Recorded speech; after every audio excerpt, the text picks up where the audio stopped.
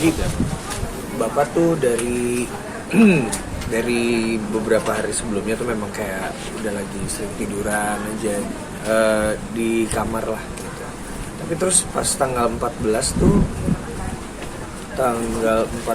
bapak dari pagi tuh udah ngerjain ini itu beberes gitu, beres di rumah, ngebersihin ini itu, manggil tukang gitu. Terusnya bapak pengen makan di luar di dekat kelurahan, akhirnya naik motor. Terus mama mau pesen nggak gitu makanan, dia mama mau ini nasi pakai kikil ngomongnya gitu. Ya udah, terus akhirnya bapak pergi, tapi ternyata bapak makan dulu, terus bapak bawa makanan mama balik ke rumah. Nah pas di tengah jalan tiba-tiba bapak langsung peluk ini yang bawa motor, terusnya bapak muntah-muntah di situ. Akhirnya sama yang Mas Santoso namanya, sama Mas Santoso langsung ditaruh di rumah di sana di jalan. Karena nggak bawa handphone juga, akhirnya langsung pulang ke rumah, manggil adik langsung dibawa ke rumah sakit gitu. Cuma memang sayangnya ketika dibawa ke rumah sakit pertama penuh UGD-nya, terus juga di rumah sakit kedua gitu juga, baru rumah sakit ketiga baru bisa. Tapi ya itu, coba bapak kan namanya stroke ya, jadi suplai darah ke otaknya kan lambat atau terhambat gitu. Jadi banyak kinerjanya yang jadi lambat, kayak tangan kanannya nggak bisa ngangkat gitu, kirinya bapak begini-begini, pas saya datang juga bapak begini-begini, kaki kirinya udah bisa dinaik-naikin, tapi yang kanannya nggak bisa. Tapi nggak apa namanya, nggak kayak yang gitu, enggak sih. Cuma ngomongnya nggak bisa dimengerti. Sore ini, siang kejadiannya sih siang, tapi baru sore akhirnya saya datang ke rumah sakit. Ya jadi sebenarnya bapak tuh nggak sakit, cuma kecapean beberapa hari. Terus akhirnya yaitu bapak keluar rumah, beberes rumah seharian itu, terusnya di siang menjelang sore bapak keluar beli makan, terus beliin mama makan, jatuh. Ya, tapi nggak jatuh ke lantai gitu ya, tapi maksudnya lagi di motor pegangan gitu, terus semua muntah. Langsung yang bawa motornya kebingungan, akhirnya ditaruh di situ, panggil adik, langsung dibawa ke rumah sakit gitu. Jadi bapak sebelumnya tuh tidak pernah terserang penyakit jantung atau stroke gitu, tapi kemarin langsung stroke. Terus ya udah di rumah sakit, terus kondisinya sempat baik karena ketika keluarganya, anak-anaknya datang, mamah datang, dia bahkan udah bisa angkat tangan kanan kiri semuanya, kaki kanan kaki kiri. Terus tapi ya kita udah tenang, kita pulang, yang nungguin cuma ada satu orang karena kan kita nggak boleh di IGD kan, masih di IGD premiernya. Tapi lalu tiba-tiba sekitar jam 1 saya ditelepon, jam 1 pagi. Saya udah lagi mau tidur tapi kayak mikir-mikir, baru postingnya juga yang agak-agak galau gitu lagi. Terus tiba-tiba dikabarin bapak kondisi drop.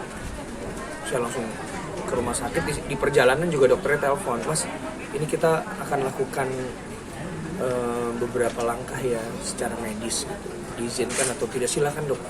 Saya bilang silakan dok, lakukan. Tapi akhirnya ketika sampai di rumah sakit, bapak, maksudnya dokter kayak semua langkah medis sudah dilakukan, tapi bapak nggak respons. Obat juga udah masuk, bapak nggak respons. Ya, artinya memang secara medis sudah dinyatakan bapak meninggal. Akhirnya ya udah, oksigen dilepas apa segala macam, ya udah. Terus jadi jam 3.02 akhirnya bapak dinyatakan meninggal. Cepet sekali. Jadi maksudnya memang ya dadakan gitu. Jadi bapak semalam di rumah sakit, besoknya dini harinya meninggal. Ya kalau dadakan gitu sebenarnya sisinya tuh kayak, ya kalau dibilang baik, nggak mau nyusahin keluarga gitu. Tapi ya karena memang dadakan ya jadi kaget, terutama mama yang tiap hari barengan gitu. Terus ada ponakan saya yang memang tiap hari mainnya sama aku kan, karena dia cucu paling kecil gitu. Jadi masih shock. Kalau saya sih enggak. Tapi katanya di rumah bapak tuh lagi lagi ngomong ini nanti motor dijual aja gini gitu, terus kayak nanti mobil gini gitu, kayak entah lagi ngomong rapi-rapi nanti ini diginiin ya giniin gitu. Tapi hari sebelumnya tepat, jadi di tanggal 13 malam kan 14 kan bapak stroke-nya. Tanggal 13 malam itu saya kan manggung di Jambi. Nah itu saya lagi telepon-teleponan sama bapak, ketawa-ketawa, saya lagi olahraga gitu. Bapak nih nanti bapak sama mama harus stretching terus nih, saya bilang gitu, karena udah makin tua, jangan sampai tulang-tulangnya kaku. Kejadian, maksudnya saya bilang juga makannya dijaga, minumnya dijaga, jangan terlalu banyak minum gula, minum air putih yang banyak. Bapak tuh memang pemimpin ya, maksudnya kan bapak kan ketua BKM gitu, kesejahteraan masyarakat. Terus juga bapak tuh sempat jadi ketua RW hampir lebih dari 30 tahun. Di sini nih dari tahun 86 bapak jadi ketua RW. Jadi dari waktu itu di sini masih alang-alang semua, masih ada kunang-kunang depan rumah kita. Sampai 30 tahun bapak jadi RW gitu. Nggak ada yang mau gantiin, nggak tahu kenapa. Masjid juga bapak yang ngerobohin, terus dibangun lagi gitu. Jadi maksudnya dia memang banyak membangun lingkungan sini. Memang pada dasarnya bapak orang yang leadershipnya tinggi gitu, terus punya kepercayaan diri yang tinggi walaupun pendidikannya rendah gitu kalau dia bilang. Tapi yang penting punya ketegasan gitu bapak. Dan satu hal lagi sih sebenarnya, bapak ini adalah bapak tiri saya, tapi saya dekat sama beliau udah dari saya kecil. Bahkan saya tadinya nggak tahu bahwa dia bapak tiri saya, beliau bapak tiri saya. Dan dari beliaulah saya menyontoh gitu. Karena kebetulan siklus hidup kami itu seperti berulang. Jadi bapak nikah sama mama saya tuh, mama bawa 2 anak cowok, saya dan abang saya.